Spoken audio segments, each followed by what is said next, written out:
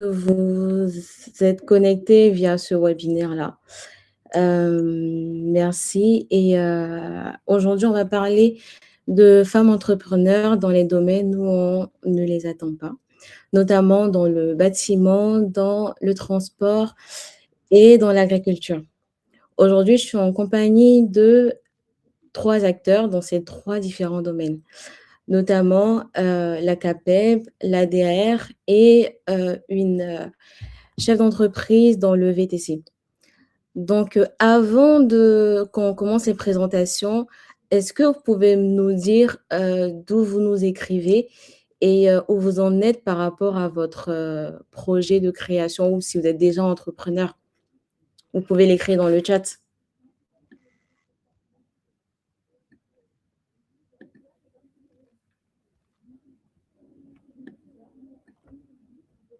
En création à Paris.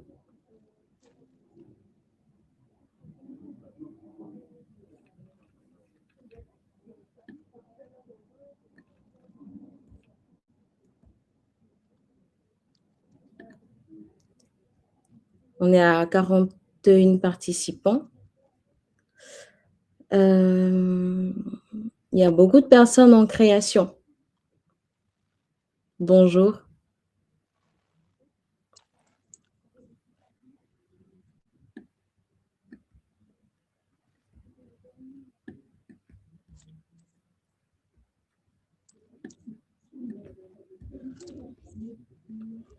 Il y a de nombreuses personnes en création.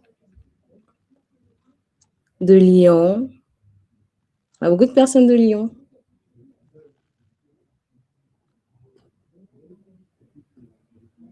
OK. De Limoges. Ben, c'est parfait tout ça. De Nantes. C'est parfait tout ça. Je me présente, je suis Franckline Conan, je travaille au siège de l'Asie en tant que chef de projet et voilà et je vais laisser les 3 autres intervenantes se présenter. Aujourd'hui, on va parler de 3 domaines où on a le moins de femmes. Incroyable. Donc on va commencer par madame Carole Labordinière. Je vous laisse vous présenter. Bonjour à toutes, bonjour à tous. Donc, je suis Carole Madame Labordinière. Labordinière. Vous m'entendez? Ah. Oui, moi je vous entends très bien. Il faut qu'on se déplace. Ah, faut qu'on se déplace. Il faut qu'on se déplace près du micro. Excusez-nous. Donc, je suis Carole Labordinière. D'accord. La CAPEC Grand Paris, donc, qui est la première organisation professionnelle qui représente les chefs d'entreprise du bâtiment. Et donc, je suis accompagnée de Madame Maryse Adjipanayotou, qui est chef d'entreprise dans le bâtiment en produits chauffage et qui est également présidente d'une commission qu'on a chez nous, qui est la commission des femmes de l'artisanat. OK. Merci beaucoup. Et aussi, on a madame Hélène Blanc. Oui, bonjour. Vous m'entendez? Madame Blanc? Oui, vous m'entendez? Oui. Oui, je vous laisse vous présenter brièvement. Donc, moi, je suis Hélène Blanc, je suis la coordinatrice de l'ADR de l'Aveyron, Association pour le développement et l'emploi agricole et rural. Donc, c'est une association nationale. On dépend d'une fédération voilà, qui est à Bagnolet. Et on a des antennes régionales. Nous, en Aveyron, nous existons depuis 1992 et nous avons pour mission principale d'accompagner les porteurs de projets à l'installation agricole, les accompagner à la transmission de leur ferme. Et nous sommes aussi organisme de formation, donc on propose des formations pour que les paysans puissent gagner en autonomie. Voilà pour les grandes lignes. Génial, merci Madame Blanc et Madame Boukra. Oui, donc bonjour à toutes, bonjour à tous. Donc je me présente Anna Boukra. Donc je suis dirigeante de la société UpDrive. Donc UpDrive, c'est une start-up. Donc, je dirais plus précisément, c'est un outil de gestion qui est dédié au transport de personnes. Sont concernés donc les VTC principalement, les taxis. Et grâce à cette application, ça leur permet très rapidement, en quelques clics, de pouvoir déterminer le prix d'une course, éditer une facture et surtout, ce qui est le plus important pour un chef d'entreprise, de pouvoir visualiser leur performance en temps réel. Merci beaucoup, Madame Boukra. Donc, Merci. pour commencer, moi, je vais vous présenter en quelques mots l'ADI. L'ADI, on est une association 1901 dont la mission principale est de permettre à toutes les personnes qui souhaitent entreprendre, quel que soit le capital initial de départ, quel que soit le niveau de formation. Et cette mission-là se décline en 3 sous-missions, qui est conseiller, financer et accompagner. On est présent partout en France et en métropole et en outre-mer, autant pour moi. Et voilà, on finance qui? On finance toute personne qui souhaite créer ou développer son entreprise avec un microcrédit allant jusqu'à 15 000 €. Et on a plusieurs dispositifs d'accompagnement, que ce soit en ligne, sous un format collectif ou alors avec des coachs de façon individuelle. Et on finance tout type d'activités, notamment le bâtiment, l'artisanat, le transport et l'agriculture. Et on finance aussi tout type de besoins. Donc voilà, pour introduire ce webinaire, je tenais à partager un peu quelques chiffres qui sont sortis cette année sur les entrepreneuses et notamment les entrepreneuses dans ces 3 domaines spécifiquement. Il faut savoir que de plus en plus de femmes entreprennent et nous en sommes très ravis. Cette année, ça a été pas mal cité que on est presque à la parité. 3 femmes sur 10 sont dans un processus de création d'entreprise, c'est-à-dire de l'idée jusqu'à devenir entrepreneur. Et vice 4 hommes sur 10. Mais on n'est pas encore à la parité. Et c'est pour ça que cette année, on a cette campagne que nous organisons sur tout le territoire national pour parler de l'entrepreneuriat des femmes, pour motiver beaucoup plus de femmes à entreprendre. Et en 2025, on a financé 13 000 femmes entrepreneuses et la majorité était dans les secteurs comme l'artisanat, le commerce et la restauration. Et malheureusement, on constate qu'on a, bon, pas malheureusement, mais bon, il y a des métiers qui restent assez genrés, notamment l'agriculture, le transport et le bâtiment. Et au sein de l'ADI, on a remarqué que 34% des personnes qui ont été financées étaient des femmes dans l'agriculture, 13% dans le transport et seulement 3% dans le bâtiment. Donc, d'où l'idée de faire ce webinaire-là pour mettre le sujet sur la table et dire que c'est possible. C'est possible parce qu'il y a des entrepreneurs qui se lancent dans ces domaines-là et il y a des structures qui sont là pour les accompagner. Donc, on va démarrer avec la CAPEB Grand Paris. Est-ce qu'il y a des personnes qui sont en réflexion ou qui ont déjà lancé leur activité dans le bâtiment? Dites-nous dans le chat. C'est quoi votre idée? C'est quoi votre projet? Et voilà, vous en êtes où? Quelles sont vos difficultés? Et à la suite de cela, Madame Labordinière va prendre la parole pour un peu partager la vision qu'a la CAPEB Grand Paris sur les femmes dans le bâtiment. Donc, il y a pas mal de personnes dans le bâtiment quand même. Je souhaite développer des formations pour le secteur du bâtiment. OK.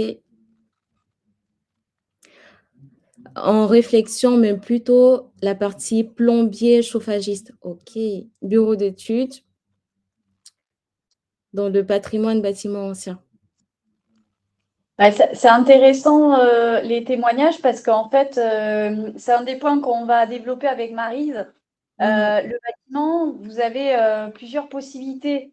Vous avez la partie exécution. Donc, l'exécution, c'est intervention sur chantier. Donc, par exemple, plombier, chauffagiste, vous êtes sur chantier, vous êtes en action.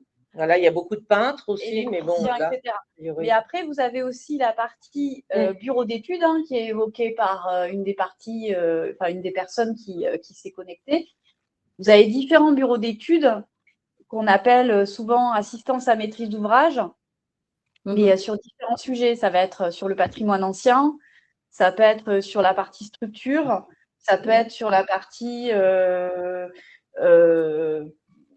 rénovation énergétique, audit énergétique. Audit, suivi de chantier aussi, beaucoup. Suivi de chantier.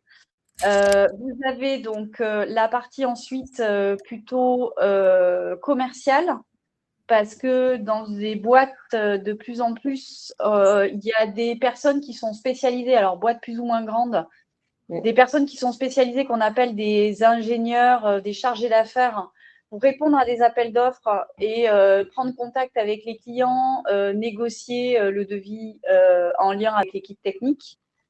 Et puis, vous avez tout ce qui est, on va dire, plutôt pilotage de chantier. Donc, pilotage de chantier, ça va du chef d'entreprise dans des petites structures au conducteur de travaux. Où là, il y a une vision à la fois technique, commerciale et aussi management d'équipe et organisation des calendriers. Donc, c'est des gens en général qui sont extrêmement organisés. Oui. Donc, oui, en fait, le bâtiment, c'est tout ça, en fait. C'est vraiment très, très, très large. Ok, génial. Merci beaucoup pour votre éclairage. Pour entrer dans le vif du même si on est déjà dedans, moi, j'aimerais savoir quelle est votre vision sur les femmes entrepreneurs qui se lancent dans ce domaine-là. Alors, je vais essayer de vous répondre. Donc, les femmes dans le bâtiment sont accueillies à l'heure actuelle à bras ouverts parce qu'on en a besoin. Elles ne sont pas assez nombreuses. On a besoin de personnes qui sont compétentes, et généralement, c'est le cas des femmes parce qu'elles sont toujours très compétentes, très minutieuses, et c'est énormément apprécié par les chefs d'entreprise et aussi par les clients qui préfèrent avoir affaire dans certains cas à des femmes, effectivement. Elles ont une adaptation qui est relativement facile. On n'a pas de souci à ce niveau-là. Il n'y a pas de problème au niveau de port de charge. Tout ça s'est arrangé avec le temps. Donc, elles sont effectivement les bienvenues. Voilà. Donc, et on en cherche de plus en plus. Longtemps, c'est vrai que l'argument physique était mis en avant. L'argument, ben voilà, il y a certains métiers, notamment dans les grosses œuvres, mais vraiment dans l'exécution, comme la maçonnerie ou la couverture, où effectivement, il faut être costaud, mais il ne faut pas être costaud que juste si on est une femme. Il y a une grande partie de la gente masculine, désolée, on va les vexer, mais qui ne pourrait pas être couvreur et qui ne pourrait pas être maçon. Donc, ce n'est pas juste une question de sexe, c'est vraiment une question aussi de conditions physiques. Oui. Mais c'est de moins en moins vrai parce qu'il y a de plus en plus de techniques. Il y a attends, excuse-moi, Carole. Effectivement, il y a des matériels. Alors, les matériaux, ce sont. Le poids des matériaux s'est arrangé, c'est plus léger. Maintenant, on a par exemple pour un couvreur, on a des monte-tuiles, on a ce genre de choses. Il ne va pas les monter à la main sur son échelle, le couvreur. Il a tout ce qu'il faut, il y a du matériel qui emmène les tuiles jusque sur le toit. Donc, de ce côté-là, il y a aucun souci. Moi, j'ai un couvreur, il fait 1,65 m, voilà, et il pèse 10 kilos. Il n'y a aucun problème ni de taille. Bon, après, effectivement, il ne faut pas être trop. Il y a l'âge au bout d'un moment qui va gêner, mais bon. Mais c'est vrai que dans les métiers d'exécution qui ne sont qu'une part des métiers, comme on vous l'a dit en introduction, parce qu'il y a quand même un paquet de métiers. Oui. Effectivement, de manière générale, il faut être en bonne santé physique, mais ça c'est valable aussi pour les hommes comme pour les femmes. Bien sûr. Et il y a aussi tous les métiers du second œuvre, l'électricité, la plomberie, la peinture, où on retrouve pas mal de femmes. Et du coup, on a des chiffres à vous partager par rapport à la CAPEB. Donc, 17% des salariés du bâtiment sont des femmes, 4% des chefs d'entreprise. Donc, c'est des chiffres qui sont assez bas. Mais de manière assez positive, on observe une progression de 5% par an. Donc, on va dire le nombre de femmes est en progression constante dans le bâtiment, Parce que comme l'a dit Maryse, on les accueille à bras ouverts. Elles ont plein de compétences qui sont assez appréciées. On est vraiment au niveau de la CAPEB, entre guillemets, on met en place des politiques pour la diversité à ce niveau-là. Et nous, au niveau de notre conseil d'administration, on a beaucoup de femmes chefs d'entreprise. Hein. C'est assez, voilà, plus dans les fonctions de pilotage. Génial. Donc, pas de frein à se mettre. Si vous êtes en réflexion, bah, vous pouvez vous lancer, comme le dit la CAPEB. C'est tout à fait possible. Et voilà. Donc, et du coup, au niveau de la CAPEB même, vous nous parliez dans le conseil d'administration, il y a pas mal de femmes. Donc, comment la CAPEB, Grand Paris déjà, œuvre pour inciter beaucoup plus de femmes à entreprendre dans ce domaine-là. Et déjà au niveau Grand Paris, mais aussi, est-ce que vous avez des éléments au niveau aussi national? Ah, alors. Pardon, excusez-moi. J'ai attrapé froid, c'est une horreur. Au niveau national, en fait, on a une réflexion depuis maintenant 5-6 ans. Qui est portée par le président confédéral. Il a voulu que ça soit un dossier prioritaire, que ça ne soit pas un dossier, on va dire, pour être dans l'air du temps. Et du coup, Maryse, tu travailles sur ce dossier-là parce que toi, tu fais partie de la commission des femmes de l'artisanat. Voilà, alors moi, je fais partie de la commission des femmes de l'artisanat qui regroupe effectivement, on est 7 femmes dans cette commission et on est soit chef d'entreprise, soit conjointe d'un chef d'entreprise. Donc, on a une vision relativement nouvelle du secteur. Et donc, au niveau national, on a quand même chaque département a une commission des femmes de l'artisanat. Donc, tous les départements métropolitains et effectivement aussi, que ce soit aux Antilles ou ailleurs, il y en a partout. On essaye de véhiculer comment vous expliquer, un élan positif pour que les femmes ne se sentent pas oubliées, surtout dans ces métiers-là. Donc, on va beaucoup dans les centres de formation où il y a des femmes, il y a des jeunes filles plutôt. Des jeunes filles. Alors, on va à la base. Hein, on va dès le début. Dès l'apprentissage, en fait, on essaye. On y va. Donc, voilà. Donc, on a des jeunes filles de 16 ans régulièrement.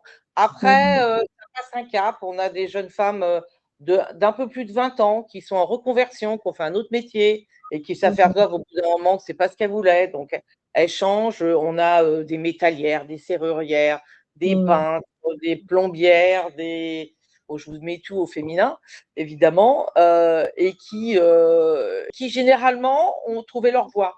Donc, on adore aller à leur rencontre, évidemment, et pour nous, c'est une satisfaction incroyable. Donc, après, on essaye chacune à notre niveau de trouver soit des apprentis femmes dans nos entreprises. Voilà, moi, j'ai ma propre fille qui est avec nous, quoi. Donc, elle a commencé effectivement sur les toits. Et depuis qu'elle est maman, elle n'est plus sur les toits, elle est dans un bureau avec moi. Mais bon, voilà, donc elle a adoré travailler à l'extérieur tout le temps, quoi. Et c'est vrai qu'il y a des actions à la fois, comme l'illustre Maryse, de promotion des métiers, du coup, auprès de tous les publics, donc que ça soit formation initiale des alternants, reconversion, parce qu'il y a beaucoup de femmes qui font de la reconversion dans le bâtiment, et notamment pour être chef d'entreprise. Il y a des études qu'on fait en interne aussi. On s'interroge à la CAPEB de pourquoi il n'y a pas assez de femmes. Donc, il reste des freins, mais comme on vous dit, ce n'est pas des freins qui sont objectifs. C'est des freins qui vont… alors, on ne parle même pas d'a priori, parce que comme l'a dit Maryse, alors du moins sur le territoire du Grand Paris, donc un territoire urbain peut-être. Hein, je ne dis pas si c'est peut-être pas la même chose sur d'autres territoires, mais que ça soit la perception d'employeurs, que ça soit la perception de clients, les femmes sont les bienvenues. En général, voilà, il n'y a pas de frein. Les freins qu'on va avoir, mais ça, c'est des faux sujets et on essaie de travailler en interne à la CAPEB pour les lever. C'est souvent les employeurs vont dire au niveau de la réglementation du travail, quand vous accueillez donc des personnes des deux sexes, vous devez avoir des toilettes, des sanitaires séparés. Donc souvent dans les structures, ça peut être un souci, mais il y a quand même des solutions Mais c'est un faux problème en fait. Et effectivement, la CAPEB, on est en train de mettre. Je sais qu'il y a des groupes de travail et des études pour combattre ces solutions. Et alors, le 8 mars, mais tout le long de l'année, on a des promotions avec des vidéos où on voit des femmes chefs d'entreprise dans tous les métiers, plomberie, chauffage, couverture, gérantes, salariés, alternants, pour montrer que oui, c'est possible et que c'est pas des superwoman et c'est pas une vue d'esprit, ça existe en fait. Le problème, c'est surtout en formation initiale où déjà, travailler dans le bâtiment, c'est mal vu par les parents parce qu'ils trouvent que c'est une voie de garage. Alors pour les filles, encore moins. Encore pire. Alors que voilà, nous, comme on le dit souvent, le bâtiment, on est bien payé, on est en extérieur, on peut passer de alternant salarié à chef d'entreprise, donc c'est vraiment une évolution sociale énorme. On travaille en équipe, on est au service des autres, on peut travailler avec des seniors, on adapte le logement, on peut travailler sur le patrimoine comme madame, donc c'est hyper intéressant au niveau historique. On a la fierté de voir ce qu'on fait et c'est à la fois manuel mais aussi intellectuel. Et voilà, on voit le résultat de son travail. Donc, il y a plein de personnes qui finalement se tournent vers le bâtiment. Alors, malheureusement, en reconversion, parce qu'après, avec la maturité, ils se disent, ah ben, en fait, là, je vois ce que je suis en train de faire, parce qu'ils se rendent compte que ça correspond à leurs aspirations professionnelles, en fait. On n'est pas coincé dans un bureau devant un ordinateur. On sait ce que c'est, quoi. Et le dernier point que je voulais dire, c'est que nous, à la CAPEB Grand Paris, plus concrètement, on a lancé un dispositif qui s'appelle Osez le chantier de votre réussite. Et là, si vous êtes intéressés, mesdames, on vous accompagne pour reprendre et créer dans le bâtiment avec du mentorat, avec des cours et tout ce dispositif d'accompagnement est gratuit. Donc, ça commence dès maintenant. Donc, si vous êtes intéressé, je vais vous laisser un contact. Vous pouvez nous envoyer un CV. Comment il faut il faut en être où? Il faut avoir une idée précise, c'est-à-dire comme une des personnes qui intervenait, voilà, moi je veux créer dans le chauffage, ou je veux créer dans la plomberie.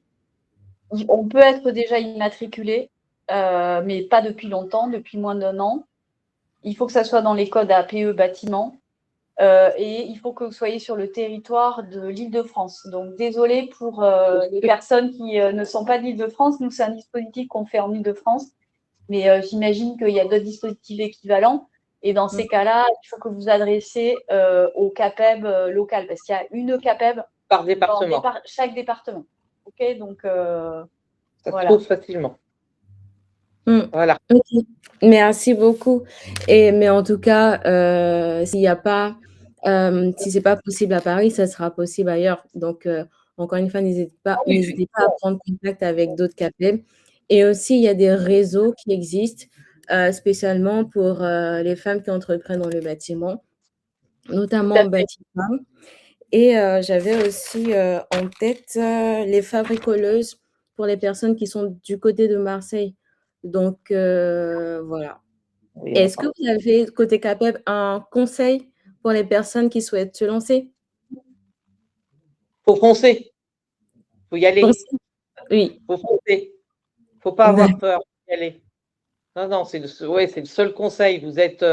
Vous êtes intelligente, persévérante, vous avez du culot, donc faut y aller. Faut pas, il y a aucun frein. Il y a aucun frein. Et puis souvent, alors les femmes, il y a toujours le syndrome de l'imposteur qui est plus présent que chez les hommes. Mais on voit chez les créateurs ou les repreneurs, que ce soit les femmes ou les hommes, la partie technique est importante. C'est pas propre aux femmes en fait. C'est-à-dire que si vous voulez travailler dans le bâtiment, effectivement, c'est pas mal, même si vous allez être chef d'entreprise ou vous allez être dans le pilotage, de passer un diplôme. Donc un CAP, un BP, en plomberie, chauffage, pour avoir un vernis technique.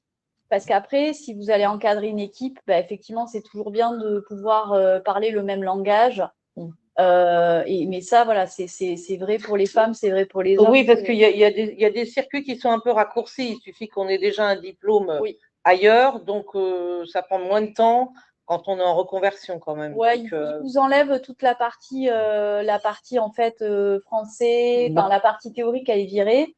Et vous avez des formations, donc l'AFPA, le Greta, enfin tous ces réseaux-là de formation pour la reconversion notamment, là je parle de reconversion, où en 6 mois, vous pouvez obtenir un diplôme En TAP. CAP. CAP en 6 mois. Je vais vous donner un exemple. Là, on a une adhérente qui est rentrée dans le conseil d'administration.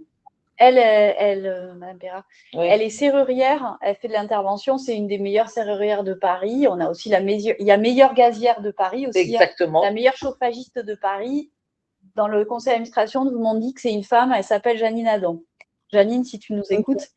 Voilà, le fait d'être une femme n'a rien à voir avec l'expertise et même les hommes le reconnaissent en fait. Et oui. Parce qu'en général, bon ben voilà, comme elles doivent faire plus leurs preuves que les autres, elles s'y mettent à fond.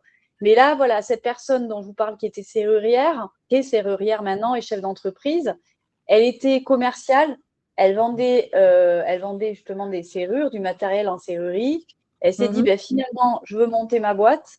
Donc, elle a passé un CAP, elle m'a dit, elle a eu haut la main parce que bon, bah, elle connaissait tellement le dossier qu'il n'y a pas eu de problème. Et elle a monté sa boîte, elle a repris sa boîte et nous, on l'a accompagnée à la capable. Et un autre conseil. Donc, premier conseil, effectivement, toujours passer un peu par la technique, le terrain, rencontrer du monde, ça c'est important.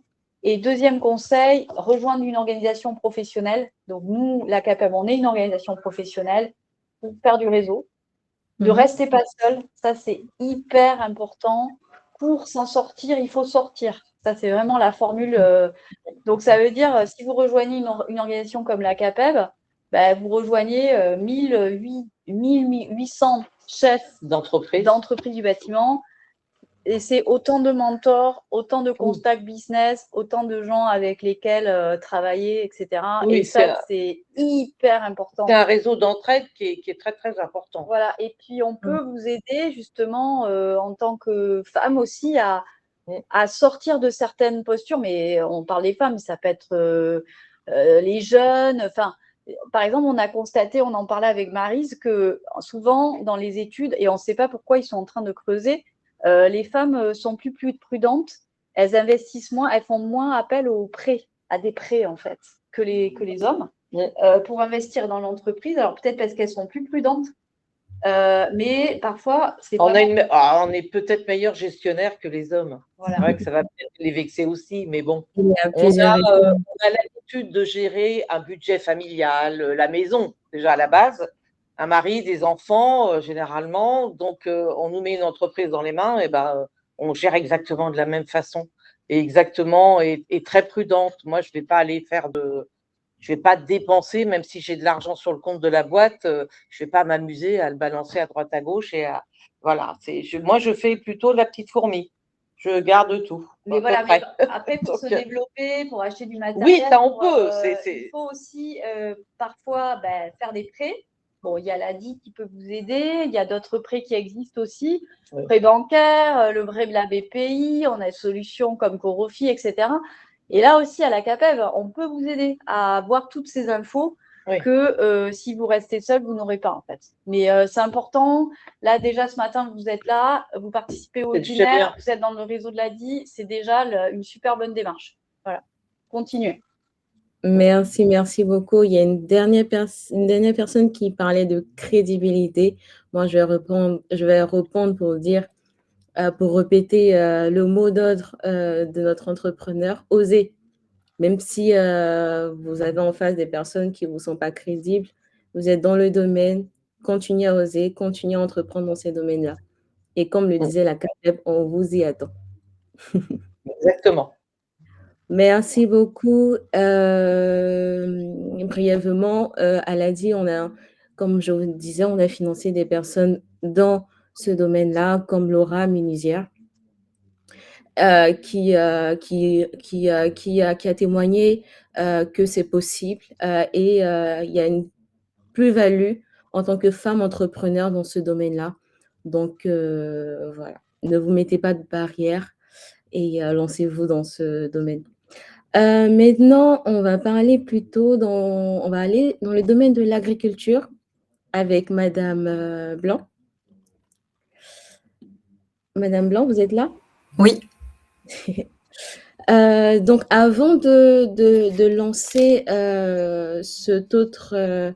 cet autre domaine. Est-ce qu'il y a des personnes dans le webinaire qui sont dans l'agriculture ou qui souhaitent se lancer dans l'agriculture? Écrivez-nous dans le chat.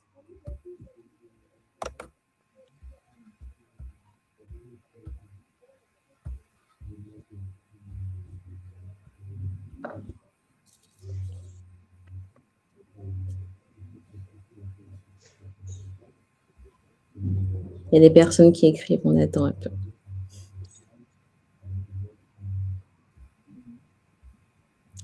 Ah, il y a des personnes qui seront accompagnées par l'ADR 69. Il y a une personne qui travaille en milieu rural.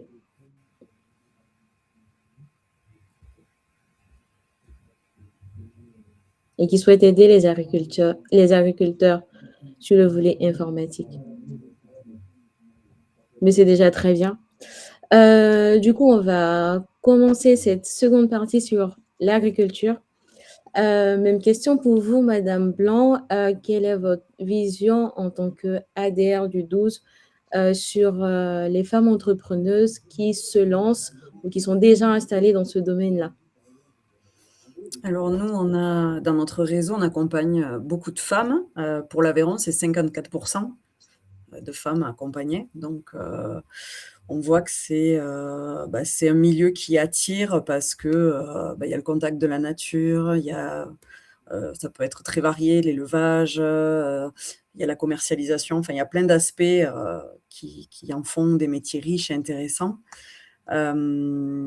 On accompagne des enfants d'agriculteurs, mais on accompagne surtout, nous, dans nos réseaux, des personnes non issues du milieu agricole, des hors-cadres familiaux.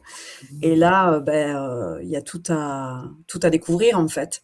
Donc, on va vraiment, nous, les accompagner au début d'un projet, à l'émergence d'une idée, et après dans toute l'installation en tant que telle, quand on veut des aides, il faut faire ses prévisionnels, etc.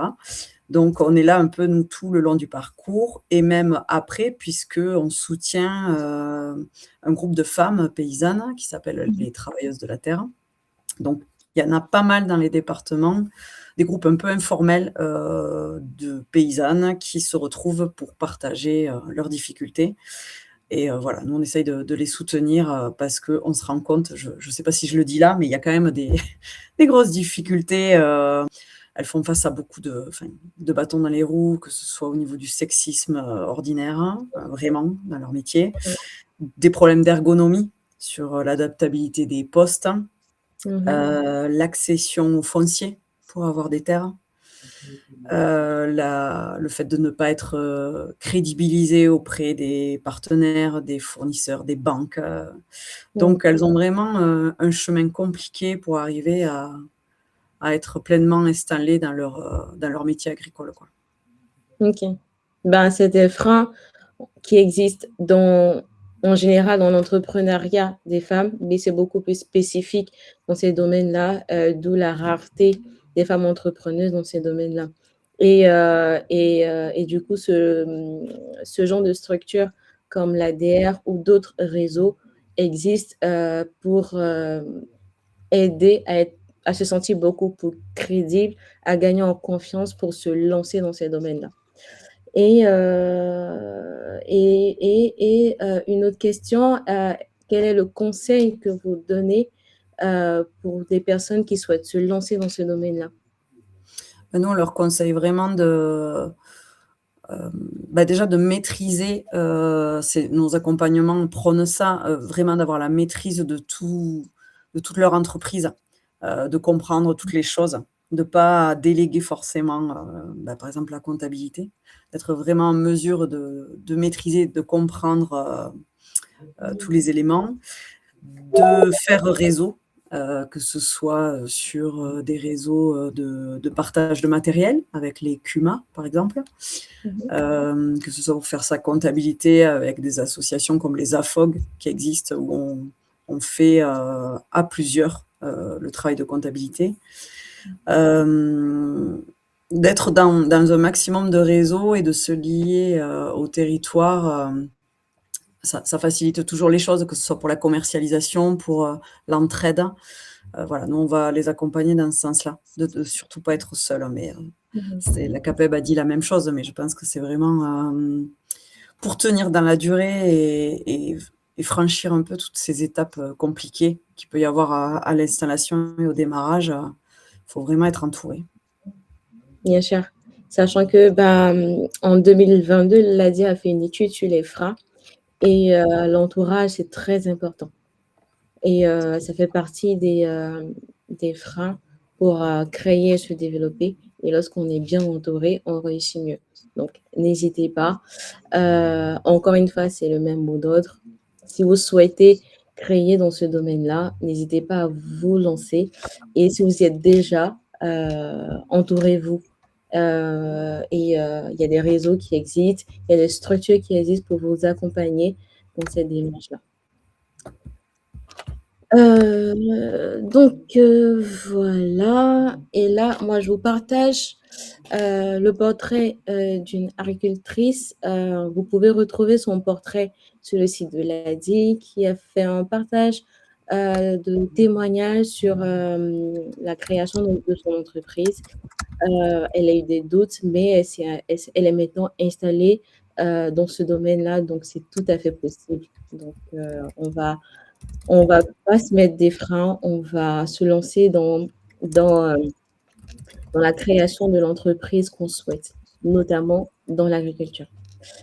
Donc, pour terminer, on va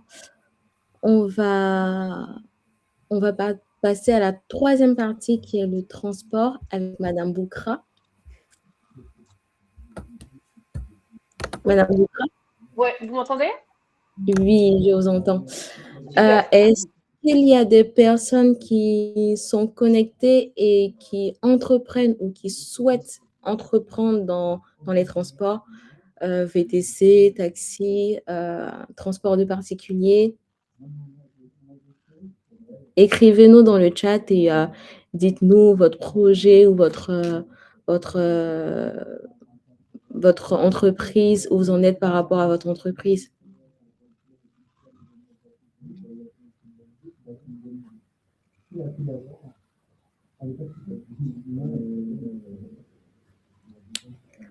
Convoyeur de voitures et mobilité senior.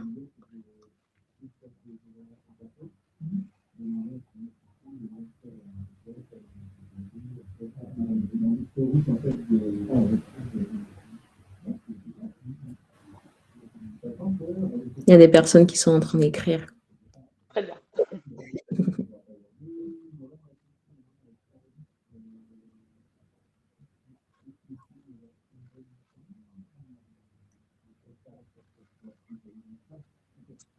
Le nom de l'entreprise sera GSM Transport. Ah, super.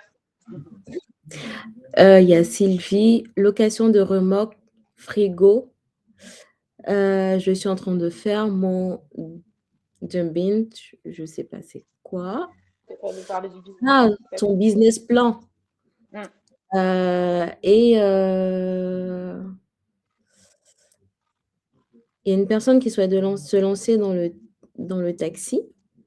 Ah, c'est très bien.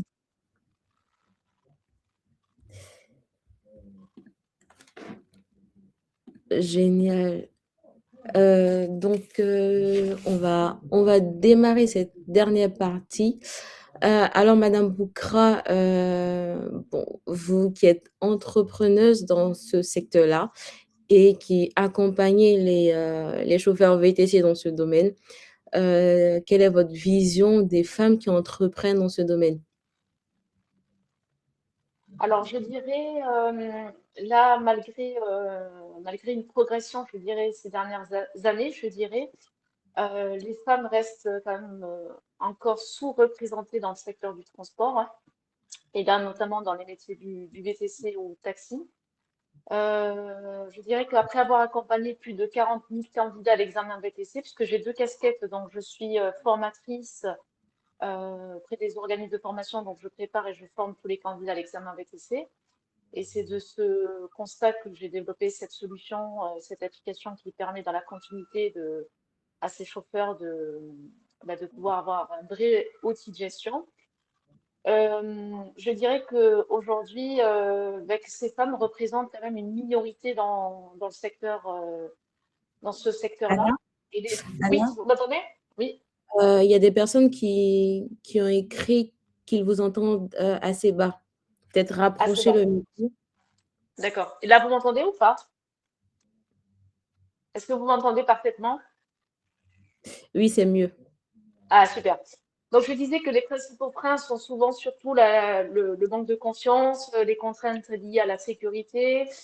Je dirais aussi la difficulté à concilier vie professionnelle et vie familiale, ainsi que le manque je dirais, de visibilité sur les opportunités offertes par ce métier. Mhm. Pourtant, il y a un réel besoin parce qu'aujourd'hui, on constate que la majorité des clientes, je parle des femmes, sont plus demandeuses de services assurés par des femmes chauffeurs, ce qui représente, on va dire, une véritable opportunité économique pour lequel, pour certaines, peuvent se lancer dans ce secteur-là, parce qu'il y a réellement une vraie demande. Voilà le constat aujourd'hui que je dirais par rapport à mes années d'expérience en tant que formatrice et d'avoir formé et préparé les candidats. Donc, il y a réellement une petite minorité de femmes qui se lancent dans ce secteur. Mais j'encourage réellement à, des À personnes se lancer. on va se lancer vraiment parce qu'il y a réellement une demande. À titre d'exemple, je prends l'exemple très simple de Uber. Donc, ils ont mis notamment une fonctionnalité qui permet tout simplement de réserver aussi une course. Et ce sont des femmes qui prennent le relais pour être accompagnées par une femme chauffeur et non pas par un chauffeur homme. Donc, il y a une belle opportunité de pouvoir se lancer dans ce secteur, je dirais. Pour résumer, il y a de la place et il y a de la clientèle. Voilà, c'est ça, tout à fait. Pas de souci. Merci beaucoup, Anna. Et selon toi, quel est le conseil que tu pourrais donner à des personnes qui souhaitent se lancer ou alors à des personnes qui sont déjà dans le domaine, mais qui ont quand même des doutes en tant que femme entrepreneur? Alors, moi, je dirais tout simplement la première clé, bien sûr, est la formation et la professionnalisation, parce qu'il faut savoir déjà dans un premier temps, c'est une activité réglementée, hein. Qui dit réglementée nécessite bien sûr d'avoir une préparation en termes de formation pour déjà, un, réussir l'examen, mais deux, aussi se professionnaliser. Quand je dis professionnaliser, c'est surtout se maîtriser vraiment les différents euh, thèmes, je dirais que ce soit en termes de réglementation, savoir comprendre aussi gérer une entreprise, la partie relation client. Je dirais que la deuxième, c'est surtout de développer aussi un réseau professionnel solide, afin de ne pas entreprendre seul. Donc là, l'avantage qui vient en étant chauffeur, vous avez deux casquettes où vous pouvez éventuellement soit travailler à travers les plateformes, hein, à titre d'exemple Uber et d'autres plateformes, mais également aussi développer aussi un réseau de clients professionnels, que ce soit du B2B ou du B2C. Et je dirais aussi, il faut oser se lancer parce que le secteur du transport, bien sûr, évolue et offre aujourd'hui je dirais, de nombreuses opportunités, notamment grâce à ces outils numériques qui permettent tout simplement de gérer son activité, développer sa clientèle et surtout suivre sa rentabilité. Qu'est-ce que je pourrais dire aussi? Les femmes aujourd'hui apportent également des qualités très recherchées dans ce métier. C'est surtout, je dirais, le sens du service et l'écoute, la rigueur et surtout la relation, je dirais, de confiance avec les clients. Voilà. Donc, moi, ce que je peux dire tout simplement en termes de conseils, c'est n'attendez pas forcément que toutes ces conditions soient réellement réunies pour vous lancer. Il faut vraiment, commencer, formez-vous. Et surtout, ce qui est important, ce qui fait réellement la réussite de tout business, c'est savoir s'entourer de bonnes personnes, d'avancer étape par étape je dirais surtout que l'entrepreneuriat n'est pas une question de genre, mais c'est surtout une question de détermination, de compétence et de persévérance. Voilà. Donc là, l'objectif, c'est que vraiment aujourd'hui, vous avez cette belle opportunité à travers l'ADI qui vous permet aussi d'être accompagné par des vrais professionnels, des bénévoles qui vont pouvoir vous permettre non seulement de bien lancer votre activité, et surtout l'objectif qui fait la clé de tout réussir dans tout business, c'est la pérennité. Et pour cela, il est important de bien s'entourer. Voilà. Merci beaucoup, Anna. J'ai une question de Laetitia qui demande quel est le métier dans le transport qui est le plus recherché pour une femme, sachant les difficultés des chauffeurs Uber. Bon, je te laisse répondre, mais je me dis, tu avais... Alors, moi, je dirais, là, il y aurait vraiment un marché de niche à cibler, c'est notamment les hôtels, à titre d'exemple. Donc, c'est tous les établissements de nuitée, hein, ça peut être les maisons d'hôtes, ça peut être les hôtels, etc. Donc, c'est carrément d'aller les démarcher directement. Et quand je dis démarcher, c'est leur dire aujourd'hui, voilà, vous avez, à titre d'exemple, des chauffeurs que vous proposez auprès de votre clientèle, mais est-ce que vous avez des chauffeurs femmes? Donc, vous allez forcément entendre que non, on n'a pas forcément de chauffeur femme, mais c'est de proposer vos services à travers ces établissements pour leur dire, ben voilà, laissez libre aussi aux clients de choisir s'ils souhaitent être accompagnés par une femme ou par un homme. Donc là, il y a vraiment une belle opportunité à saisir dans ce secteur-là. Ensuite, je dirais aussi, à travers les plateformes Uber, Bolt, je ne sais pas s'ils le proposent, mais comme je vous avais expliqué, il y a cette fonctionnalité de femme driver qui permet aux clients de choisir d'être accompagné, d'être conduite par une femme. Donc, il y a réellement besoin aujourd'hui, puisque la majorité des femmes recherchent la sécurité. Et donc, il y a une belle opportunité à saisir notamment et de pouvoir vous lancer dans ce secteur-là. Voilà. Merci beaucoup, Anna. Là, moi, je vous partage mon dernier portrait de ce webinaire qui est Sophia. Encore une fois, vous pouvez retrouver son portrait sur le site de l'ADI qui a partagé son expérience en tant que chauffeur VTC et qui parle vraiment du fait que elle s'est lancée du fait du besoin de se sentir en sécurité par les femmes. Et c'est une belle opportunité pour entreprendre. Et voilà, Anna le disait, il y a Uber by Woman qui a été lancé. Donc, et au-delà des plateformes VTC, Anna a donné des exemples avec les hôtels, avec les conciergeries. Donc, c'est totalement possible. Encore une fois, les femmes ont leur place dans le domaine du transport. Est-ce que vous avez d'autres questions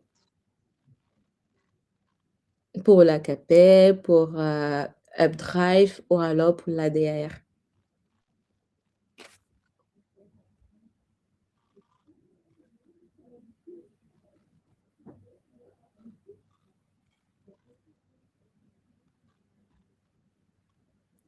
Il n'y a plus de questions. Encore une fois, merci beaucoup. Merci d'avoir suivi ce webinaire. Et on vous attend dans les chiffres pour remonter les chiffres au niveau des femmes entrepreneurs dans le bâtiment, dans l'agriculture et dans le transport. Et à la suite de ce webinaire, vous allez recevoir un mail de remerciement. Il y aura le replay dans le mail de remerciement et il y aura d'autres informations concernant ces 3 structures. Peu importe là où vous vous trouvez, il y aura forcément une solution, soit dans votre domaine spécifiquement ou alors de façon assez large sur l'entrepreneuriat des femmes. Notamment, je parle des réseaux pour entreprendre. Il y a notamment Femmes des territoires, il y aura Les Premières, il y aura Actionnel. Tout ça, c'est des réseaux qui existent pour accompagner les femmes, spécifiquement les femmes qui souhaitent entreprendre. Et même pour les femmes entrepreneurs, il y a Mam Entrepreneur. Donc, lancez-vous et ne restez pas seul. Un entrepreneur accompagner a plus de chances de réussir qu'en étant toute seule. Merci beaucoup. Merci Anna. Merci Madame Blanc. Merci Madame Labordinière. Et bonne chance pour la suite à tout le monde. Et n'hésitez pas, sur la plateforme de l'ADI, il y a d'autres webinaires, il y a d'autres événements peut-être proches de chez vous sur le site de l'ADI. N'hésitez pas à vous y inscrire et à la prochaine. Au revoir. Merci, au revoir. Merci, au revoir.